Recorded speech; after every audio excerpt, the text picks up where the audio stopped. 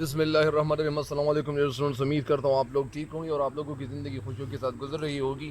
تو آج بڑھتے ہیں مزید اشعار کی تشریح کی طرف، اور یہ غزل ہے۔ غزل کس کی ہے؟ غزل علی سکندر جگر مراد آبادی کی ہے۔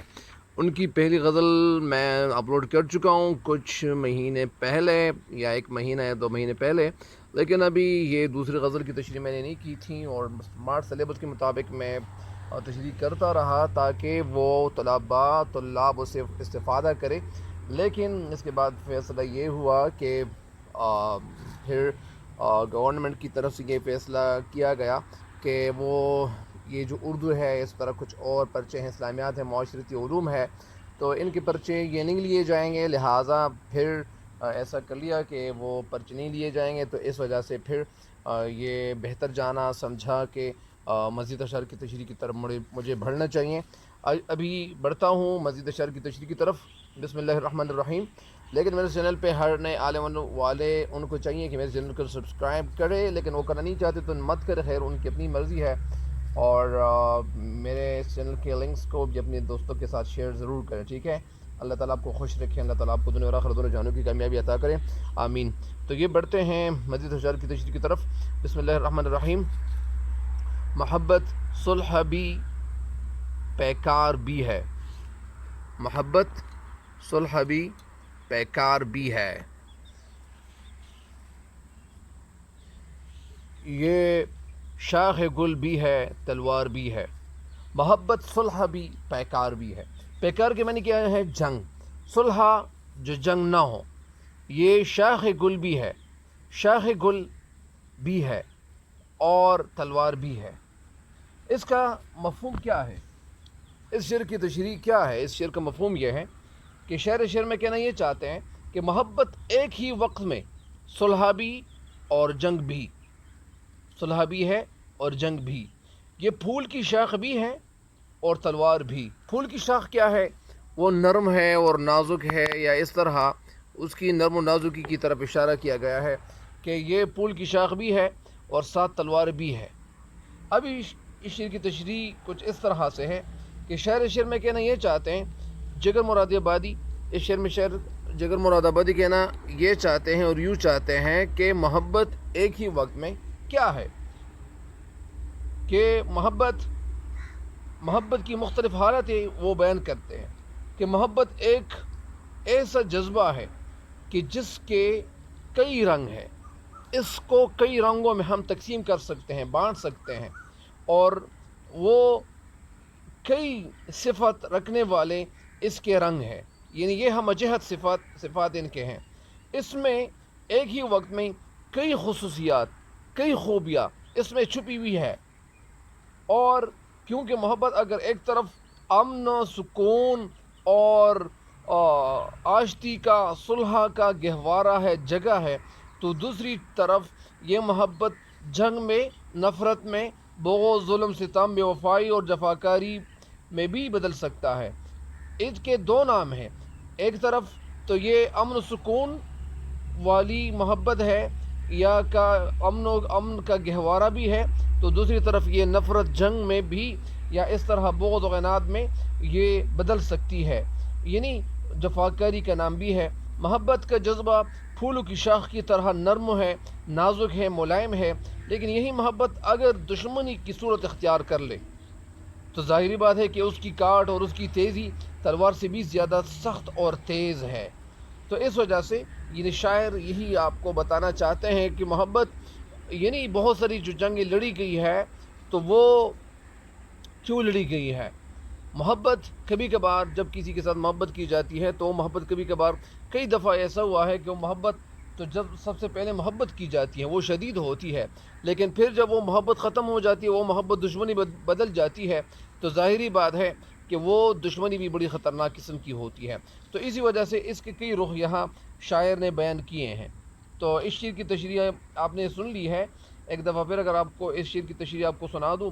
شعر میں کہنا یہ چاہتے ہیں کہ محبت امن، خلوص اور بھائی چارے کا نام بھی ہے۔ محبت کرنے والا ہر قسم کے حالات سے بہادری سے مقابلہ کرتا ہے، اور محبوب کی جفاؤں کے علاوہ تمام لوگوں سے اچھا برتاؤ بھی بہرحال اس شعر کی تشریح یہی ہے کہ میں نے جو آپ کو بتائی ہے کہ محبت اگر ایک طرف امن و سکون کا گہوارہ ہے، جگہ ہے، تو دوسری طرف جنگ و نفرت، بغض، عناد، ظلم و ستم، بے وفائی کا نام بھی ہے، اور اس وجہ سے محبت کا جذبہ پھولوں کی شاخ کی طرح نرم و نازک بھی ہے۔ لیکن یہی محبت اگر دشمنی کی صورت اختیار کر لے، یا اگر دشمنی کی صورت یا شکل اختیار کر لے، تو اس کی جو کاڑ ہے، جو تیزی ہے، تلوار سے بھی زیادہ تیز اور سخت ہے۔ تو اس شعر کی تشریح مکمل ہو گئی ہے، اگلے شعر کی تشریح کی طرف بڑھتے ہیں۔ طبیعت عشق کی خوددار بھی ہے، ادھر نازک مزاج یار بھی ہے۔ خوددار یعنی خود پسندی والا، یعنی جو خوددار ہو، جن کے اندر سیلف کانفیڈنس ہو۔ طبیعت کی جمع طبائع ہے، طبائع، اور طبیعت اور طبیعتوں بھی ہے۔ اس شعر کا مفہوم کیا ہے؟ اس شعر کا مفہوم یہ ہے، نازک مزاج یعنی جو نرم مزاج والا ہے، نازک مزاج۔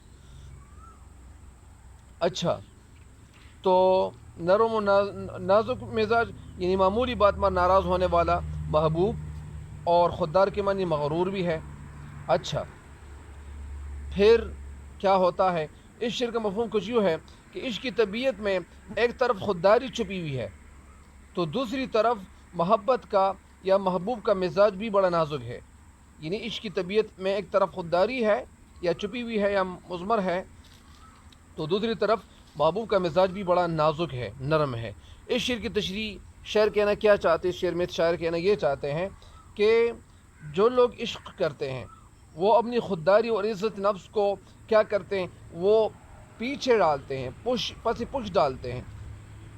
لیکن وہ پس پش اس لیے اپنی خودداری کو ڈالتے ہیں، یعنی مطلب اس خودداری کا کیا مطلب ہے کہ وہ خودداری یا وہ غرور یا اس طرح ان کے اندر جو موجود ہوتا ہے، یعنی بہت سارے لوگ ایسے کرتے ہیں کہ وہ کہتے ہیں کہ میں اگر ایک کسی کے ساتھ محبت کرتا ہوں تو میں تو ان کے پاؤں نہیں پڑوں گا، میں تو کسی کے سامنے سر نہیں جھکاؤں گا۔ سر جھکانا تو صرف اللہ تعالیٰ کے سامنے وہ جائز ہے، کسی انسان کے ساتھ تو سر نہیں جھکایا جا سکتا۔ تو یہی خودداری ہوتی ہے۔ خودداری وہ ہوتی ہے کہ وہ کہتے ہیں کہ یار میں کسی کے آگے سر نہیں جھکاؤں گا، یا مجھے کسی کے آگے سر جھکانا کیا ہے، میں تو کسی کے آگے سر جھکانا نہیں چاہتا یا چاہتا نہیں ہوں۔ تو یہ اس کا مطلب ہے، تو خودداری کا مطلب یہی ہے۔ اور شاعر کہنا یہ چاہتے ہیں کہ وہ خودداری کو بہت سارے لوگ ایسا کرتے ہیں کہ وہ جب عشق کرتے ہیں، محبت کرتے ہیں، تو وہ اپنی خودداری کو، یعنی وہ پیچھے ڈالتے ہیں یا پس پش ڈالتے ہیں، وہ اس کو اگنور کرتے ہیں، اپنی خودداری کو اگنور کرتے ہیں کہ یار محبت میں یعنی ایسا وقت آنا چاہیے، یا محبت میں ایسا وقت آتا ہے وہ خود کو، یعنی وہ بہت زیادہ یعنی محبوب کی نظروں میں خود کو نیچے گرانے کی کوشش کرتے ہیں، اور وہ کہتے ہیں کہ یار میں جیسا بھی ہوں، محبوب میرے ساتھ جس طرح ظلم بھی کرتا ہے، جیسے بھی کرتا ہے، میں ان کے ظلم کے آگے میں سر جھکاؤں گا، میں یہ کروں گا، وہ کروں گا۔ لیکن بہت سارے لوگ تو ایسا کرتے ہیں۔ لیکن شاعر کا جو مزاج ہے یہاں پہ، یعنی شاعر یہ سمجھاتے ہیں کہ بہت سے لوگوں کے مزاج یہ ہیں، لیکن شاعر کہتے ہیں کہ مگر میرا معاملہ دوسرے لوگوں سے بالکل مختلف ہے۔ کس طرح مختلف ہے؟ یعنی میری خودداری طبیعت جائز و ناجائز اور حد سے زیادہ محبوب کے ناز و نخرے اٹھانے پر آمادہ نہیں ہے۔ یعنی بہت سارے لوگ یہ کرتے ہیں کہ وہ محبوب کے ناز و نخرے اٹھاتے ہیں، ان کی ایک ایک بات کے سامنے خود کو جھکانے کی کوشش کرتے ہیں، وہ جھک جاتے ہیں۔ ان کی ایک ایک بات، جھک جانے کا یہ مطلب تو نہیں ہے کہ وہ سر نیچے جھکاتے ہیں۔ جھک جانے کا مطلب یہ ہے کہ وہ ان کی ہر بات مانتا ہے، یعنی وہ جو کچھ کہتا ہے وہ ان کی مرضی کے مطابق اپنی زندگی گزارتا ہے۔ وہ کہتے ہیں کہ یار آپ کسی کے ساتھ بات نہیں کریں گے، تو یہ کہتے ہیں کہ اچھا میں کسی کے ساتھ بات نہیں کروں گا۔ وہ کہتے ہیں کہ یار محبت ایک صرف مجھ سے کریں گے، کسی اور سے نہیں کریں گے۔ تو یہ ساری باتیں وہ جب کہتے ہیں، محبوب کی طرف سے جو باتیں ہو رہی ہوتی ہیں، تو اسی وجہ سے وہ ساری باتوں کو مانتا ہے۔ کون مانتا ہے؟ عاشق مانتا ہے۔ لیکن یہاں شاعر کہتے ہیں کہ لوگ تو مانتے ہیں، جھک جاتے ہیں، وہ ان کے ناز و نخرے اٹھاتے ہیں، لیکن میری طبیعت کم از کم ایسا نہیں، میری طبیعت کم از کم ایسی نہیں ہے، یعنی میں ایسا آدمی نہیں ہوں کہ میں کسی کے ناز و نخرے میں اٹھاؤں۔ تو اس وجہ سے شاعر کہتے ہیں کہ دوسری طرف مجھے محبوب بھی بڑا نرم، لیکن ایک بات تو یہ ہے کہ میں ایسا نہیں ہوں، میرا مزاج، میری طبیعت ایسی ہو گئی ہے۔ لیکن ساتھ ساتھ شاعر کہنا یہ بھی چاہتے ہیں کہ دوسری طرف ایک طرف تو میں خوددار بھی ہوں۔ شاعر ساتھ ساتھ کہتے ہیں کہ میں خوددار بھی ہوں، لیکن ساتھ ساتھ میرے ساتھ جو معاملہ ہے وہ بھی کچھ عجیب قسم کا ہے۔ وہ کیسا ہے؟ یعنی دوسری طرف مجھے محبوب بھی بڑا نظم و نرم اور نازک مزاج والا اور حساس طبیعت والا مجھے محبوب ملا ہے۔ یعنی وہ میرا جو محبوب ہے وہ بھی بڑا نازک اور وہ حساس مزاج والا ہے، تو اس وجہ سے یہ نرم و نازک جو مزاج والا محبوب ہے تو وہ بھی اس کے ساتھ جو کچھ کرتا ہے، یعنی جس طرح وہ جو ان کے ساتھ جو ہو رہا ہے اس طرح کی اس کے ساتھ کر رہا ہے، یعنی میں خوددار خود بھی ہوں، یعنی میری طبیعت بھی خوددار ہے، لیکن میرا جو محبوب ہے وہ بھی کچھ عجیب قسم والا مزاج والا ہے۔ اور وہ کس طرح ہے؟ دوسری طرف مجھے محبوب بھی بڑا نازک مزاج والا ملا ہے، حساس مزاج والا مجھے محبوب ملا ہے۔ وہ بات بات پر خفا ہوتا ہے، اور اس وجہ سے میں سخت آزمائش کی گھڑی میں مبتلا ہو گیا ہوں، سخت کشمکش میں مبتلا ہو گیا ہوں کہ میں آخر کروں کیا؟ یعنی میں کیا کروں؟ یعنی ایسی حالت سے یہ شاعر جو گزرتا ہے تو ظاہری بات ہے کہ ان کی حالت بڑی ایک عجیب قسم کی ہے، اور شاعر کی حالت اس لیے عجیب قسم کی ہے یا ہو گئی ہے کہ یار ایک طرف تو میں خوددار ہوں، اگر میں خوددار نہ ہوتا تو کچھ نہ کچھ اچھا ہوتا، اگر میں خوددار نہ ہوتا، اگر میں ان کے سامنے سر جھکاتا، اگر میں ان کی ایک بات مانتا تو پھر تو اچھی بات ہوتی تھی، وہ اس قسم کے محبوب کے ساتھ یہ ساری باتیں ہو سکتی تھی۔ لیکن شاعر کہنا یہ چاہتے ہیں کہ اگر عاشق تو ایسا ہونا چاہیے کہ وہ خوددار نہ ہو، بلکہ وہ خودداری ان کے اندر ہو، لیکن وہ محبوب کے سامنے خودداری ظاہر نہ ہو، بلکہ وہ محبوب کے ساتھ ایسا محبت کرے یا ایسی محبت سے پیش آئے کہ وہ محبوب اور عاشق جو ہے وہ ان کے اندر یعنی درمیان میں ایسی محبت ہونی چاہیے۔ لیکن شاعر کہتے ہیں کہ میں ایسی تیسی محبت کرنے والا نہیں ہوں، میرے اندر میں خوددار بھی ہوں۔ لیکن یہاں جب معاملہ پھر کچھ عجیب قسم کا ہو جاتا ہے، اسی وجہ سے شاعر یہاں بڑے کشمکش میں مبتلا ہے، بڑے زود و رنج میں مبتلا ہے، یا خفا بھی ہے، اور ساتھ ساتھ سوچ بھی رہا ہے کہ اگر میں کروں تو کیا کروں، تو اس کشمکش سے یہ شاعر گزر رہے ہیں۔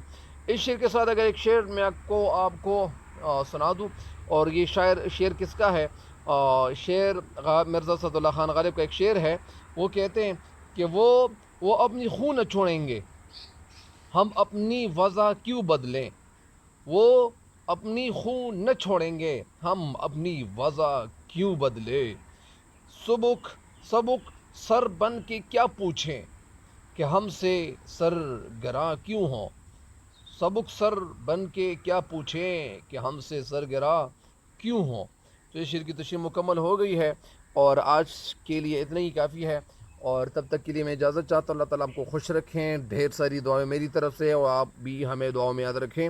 تب تک کے لیے اجازت چاہتا ہوں، اللہ حافظ۔